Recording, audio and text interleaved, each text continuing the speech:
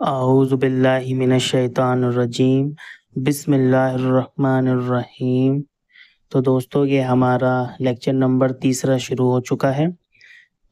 جیسے کہ پہلا لیکچر ہم پڑھ چکے ہیں، دوسرا بھی پڑھ چکے ہیں۔ پہلے لیکچر میں ہم نے پڑھا تھا حروف الہجا کیا ہوتے ہیں، ان کی تعداد کتنی ہوتی ہے، 28 ہوتی ہے ان کی تعداد، اور ان کا کریکٹ پروننسیشن کیا ہے، یعنی کہ ان کو کس طرح پڑھنا ہے عربک زبان میں، عربی زبان میں، ٹھیک ہے۔ اور دوسرے لیکچر میں ہم نے پڑھا تھا حرکات کیا ہوتے ہیں، حرکات یعنی، اور ان کو ٹیکنیکل ٹرم کیا ہے ان کا عربی میں، یعنی کہ زبر کو کیا کہتے ہیں، زیر کو کیا کہتے ہیں، پیش کو کیا کہتے ہیں۔ یعنی کہ ہم نے پڑھا تھا زبر زیر پیش، یعنی فتح، کسرہ اور دمہ، ٹھیک ہے نا۔ تو یہ ہم لیکچر 2 میں پڑھ چکے ہیں۔ اب ہمارا لیکچر نمبر 3 ہے، جس کا موضوع ہے کلمہ اور اس کی اقسام۔ تو گائز چلیے باقاعدہ اب اس کو شروع کرتے ہیں۔ بسم اللہ الرحمن الرحیم۔ آپ اسکرین پر دیکھ رہے ہیں، میں نے ریڈ کلر سے لکھ رکھا ہے کلمہ، اور کلمہ کیا ہوتا ہے یہ میں نے لکھ دیا ہے سیاہ رنگ سے، بلیک کلر سے۔ کلمہ کیا ہوتا ہے تو اس کو پڑھتے ہیں۔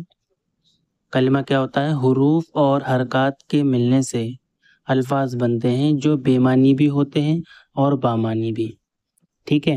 کلمہ کیا ہوتا ہے؟ بیسیکلی حروف اور حرکات کے ملنے سے جو بھی بنے گا وہ آپ کا لفظ کہلائے گا۔ الفاظ لفظ کی جمع ہیں، ٹھیک ہے، الفاظ لفظ کی جمع ہیں، یعنی کہ حروف اور حرکات کے ملنے سے لفظ وجود میں آتے ہیں، ان کو کلمہ کہتے ہیں، اور یہ بے معنی بھی ہوتے ہیں اور بامعنی بھی ہوتے ہیں۔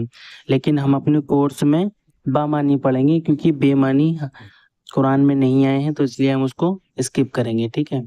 تو کلمہ کیا ہوتا ہے اب آپ دیکھ لیجئے، میں نے اس کو لکھ دیا ہے، بیان کر دیا، مثلاً بلو کلر میں: انسان، کتاب، کرسی، میز، کچھ بھی ہو سکتا ہے کلمہ، یعنی کہ وہ بامعنی ہوگا، ٹھیک ہے۔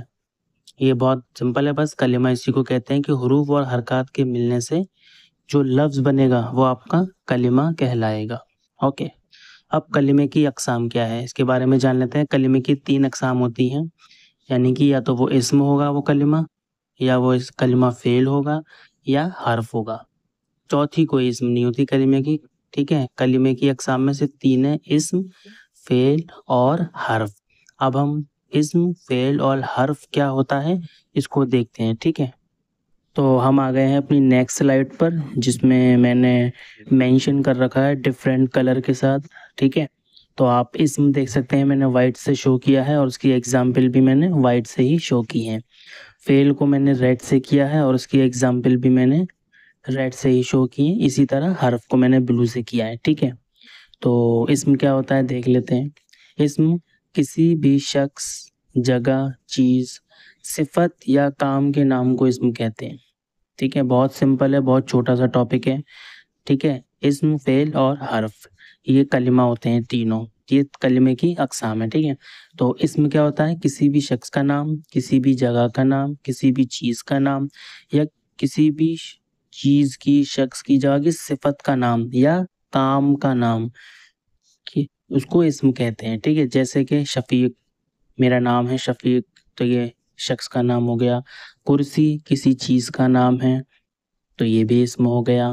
لندن ایک جگہ کا نام ہے تو یہ بھی اسم ہو گیا۔ اسی طرح جانا، یہ کام کا نام ہے، اس میں زمانے کی قید نہیں ہے، ٹھیک ہے۔ جانا، اس طرح کھانا، پینا، لیٹنا، سونا، یہ سب کیا ہیں؟ اسم ہیں، ٹھیک ہے۔ امید ہے آپ کو اسم کلیئر ہو گیا، بہت آسان ہے۔ تب کسی کا بھی نام ہو، کائنات میں کوئی بھی چیز ہے جس اس کا نام اسم کہلائے گا وہ، ٹھیک ہے۔ اب آتے ہیں فعل پر، یہ بھی بہت آسان ٹاپک ہے۔ فعل کیا ہے؟ یہ وہ کلمہ ہوتا ہے جس سے کسی کے کام کے کرنے یا ہونے کا پتہ چلے، اور زمانے کے ساتھ، یعنی کہ اس میں وقت بھی شو ہو، ٹائم کا پتہ چلے کہ وہ کب ہوا تھا، آج ہوا تھا، کل ہوا تھا، پرسوں ہوا تھا، یعنی کہ حال میں ہوا تھا، مستقبل میں ہوا تھا، یا ماضی میں ہوا تھا، وہ آپ کا فعل کہلائے گا وہ کلمہ۔ جیسے گیا، میں گیا، میں گیا میں جو گیا ہے وہ بتا رہا ہے ماضی کی بات ہے، یہ قصہ ماضی ہے، ٹھیک ہے۔ تو وہ سارے الفاظ، وہ سارے لفظ فعل کہلائیں گے جو واقعے کے ہونے کا پتہ دیتے ہوں، ٹھیک ہے نا، جس میں زمانہ پتہ چلے کہ وہ کب ہوا تھا، کل، پرسوں یا آنے والے وقت میں. جیسے میں نے اس میں اگزامپل دی ہے گیا، میں گیا تھا، وہ گیا تھا، ٹھیک ہے، ہم گئے تھے. اسی طرح سے نہایا، میں نہایا تھا، تم نہائے تھے. اسی طریقے سے پیا، میں نے شربت پیا، میں نے مشروب پیا، میں نے جوس پیا. ٹھیک ہے، تو یہ سب کیا ہے؟ فعل ہے. اس میں زمانے کی قید ہے، یعنی کہ زمانہ پتہ چل رہا ہے، اس میں وقت کا پتہ چل رہا ہے. ٹھیک ہے. اسی طریقے سے تیسرا ہے آپ کا حرف. یہ بھی ہے حرف. یہ وہ کلمہ ہے جس کے معنی تو ہوتے ہیں، لیکن جب تک یہ کسی اسم یا فعل کے ساتھ استعمال نہ ہو تب تک اس کے معنی سمجھ میں نہیں آتے. جیسے پر، ٹھیک ہے، ایٹ انگلش میں.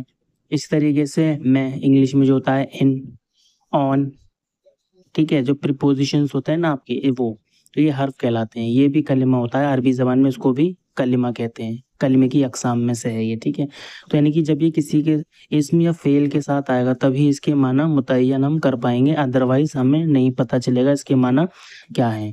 جیسے مثال کے طور پر میں بیڈ پر بیٹھا ہوں، تو یہاں پر جو پر ہے نا یہ حرف ہے. اگر میں اس کو صرف پر بولوں گا تو مجھے کچھ بھی سمجھ میں نہیں آئے گا. جیسے ہی میں نے کہا کہ میں بیڈ پر بیٹھا ہوں تو اب اس کے معنی سمجھ میں آ جائیں گے.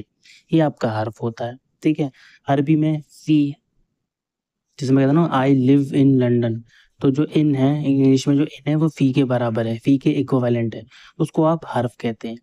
ٹھیک ہے. اس طریقے سے کئی، لام زیر لی، ٹھیک ہے نا، لی، سو دیٹ کے معنی میں آتا ہے انگلش میں، تاکہ، اس کے معنی بھی آتا ہے، اور فور کے معنی بھی آتا ہے، کے لیے کے بھی معنی میں آتا ہے. یہ بھی آپ کا کیا ہے؟ کلمہ ہے. لیکن یہ وہ کلمہ ہے جو پتہ چلے گا اس کا معنی تبھی جب یہ اسم کے ساتھ ہوگا یا فعل کے ساتھ. جیسے گھر میں، فی البیت، ان دا ہاؤس. تو اب فی کا معنی سمجھ میں آئے گا، میں کا معنی سمجھ میں آئے گا، ان کا معنی سمجھ میں آئے گا. ادروائز ہم اس کو سنگل بولیں گے، فی فی فی، کچھ بھی سمجھ میں نہیں آئے گا. اسی طرح انگلش میں بھی ہوتا ہے ان، کچھ بھی سمجھ میں نہیں آئے گا. اب میں بولوں گا نا ان دا گارڈن، آپ فوراً سمجھ جائیں گے. In the house, in the parliament. ٹھیک ہے، تو یہ آپ کا حرف کہلاتا ہے. تو گائز بس یہی چھوٹا سا ہمارا ٹاپک تھا جو آج ہم نے کور کیا ہے، جس کا موضوع تھا کلمہ اور اس کی اقسام. انشاءاللہ نیکسٹ کلاس میں ہم اسم کے بارے میں مزید پڑھیں گے. اوکے، تب تک کے لیے اللہ حافظ.